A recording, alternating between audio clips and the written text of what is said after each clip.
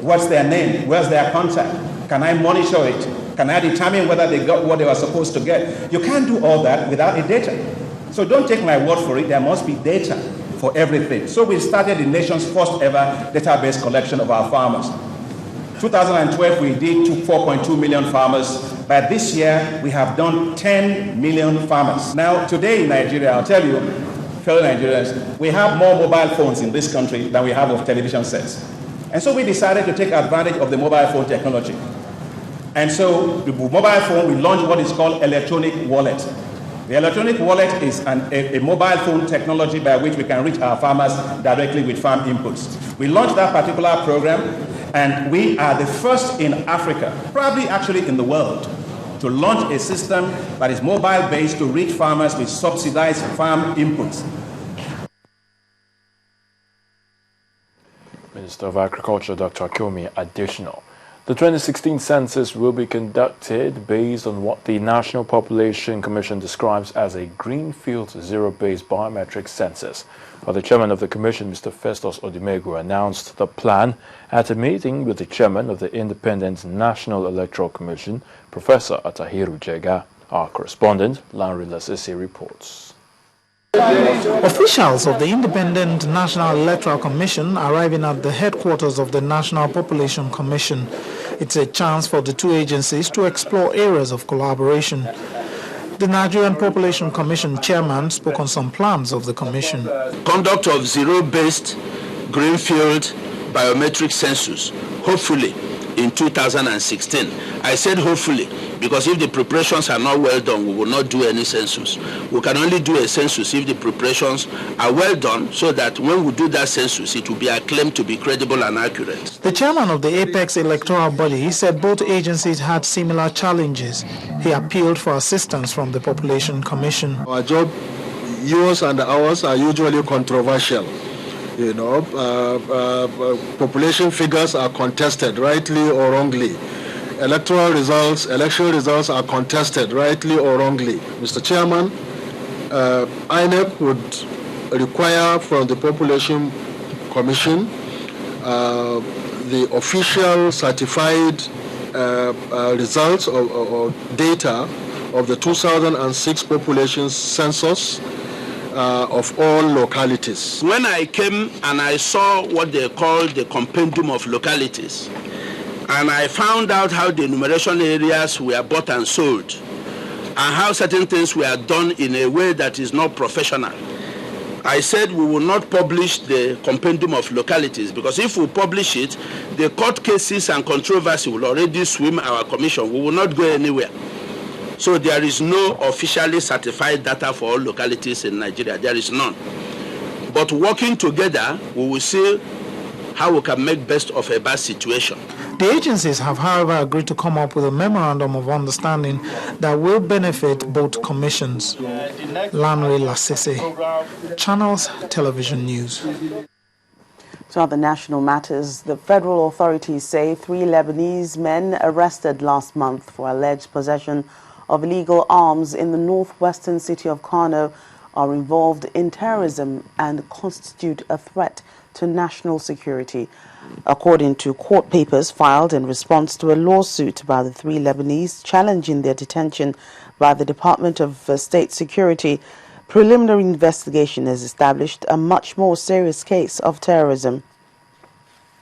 The Lebanese, Abdallah Tahini, Mustafa Fawaz and Talal Roda at the Federal High Court, Abuja.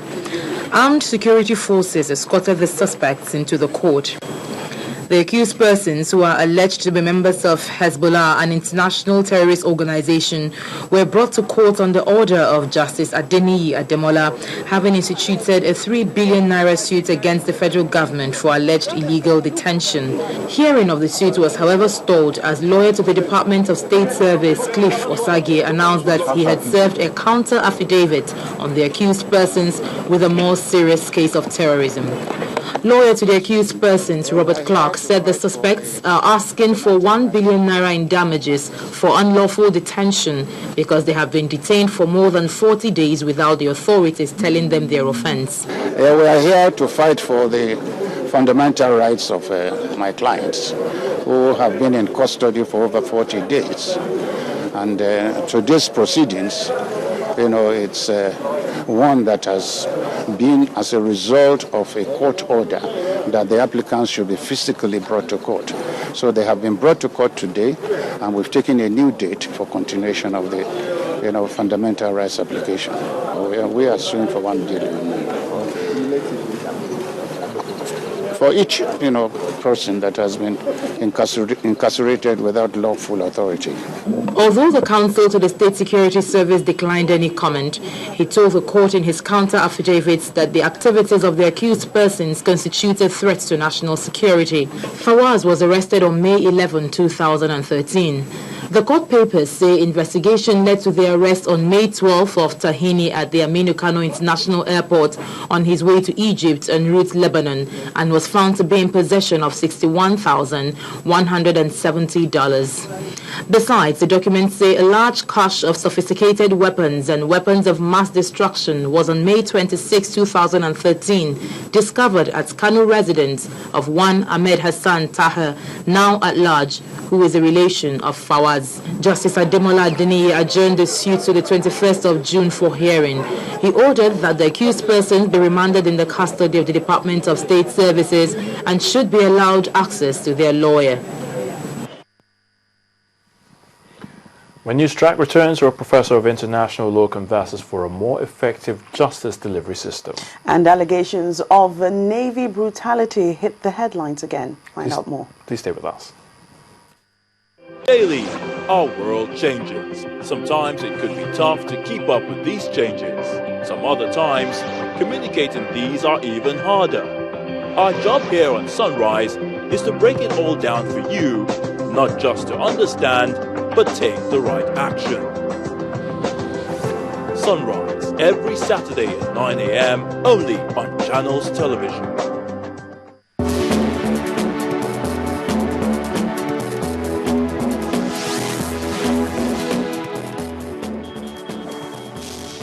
Welcome back. All our top stories and other programs can be found on our website, channelstv.com, and on youtube.com/channelsweb. And if you are on the go, you can check us out at m.channelstv.com to view us live on an iPad, iPhone, or BlackBerry. And don't forget, you can download the Channels TV app for both the Android and Nokia 920 devices from their respective stores.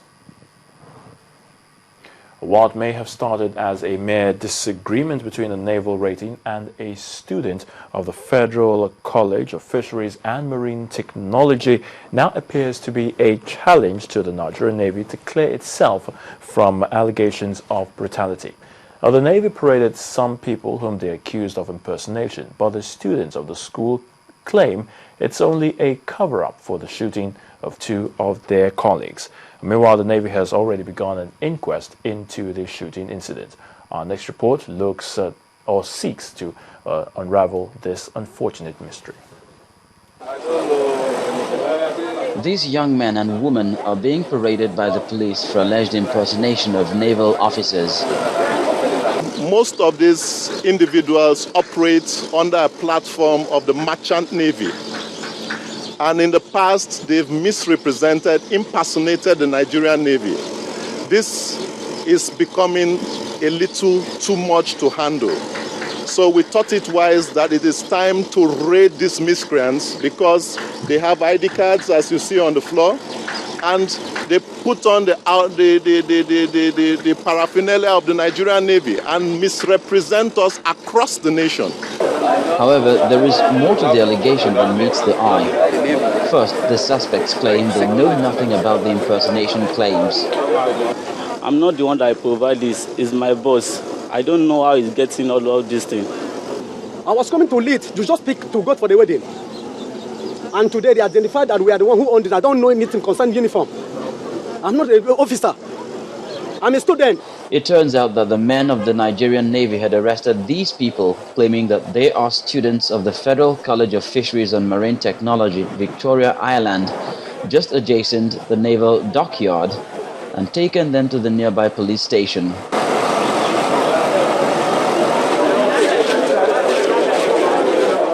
However, a visit to the school reveals an entirely different story. According to the students, following a misunderstanding between one of them and a Navy rating, men from the naval dockyard stormed their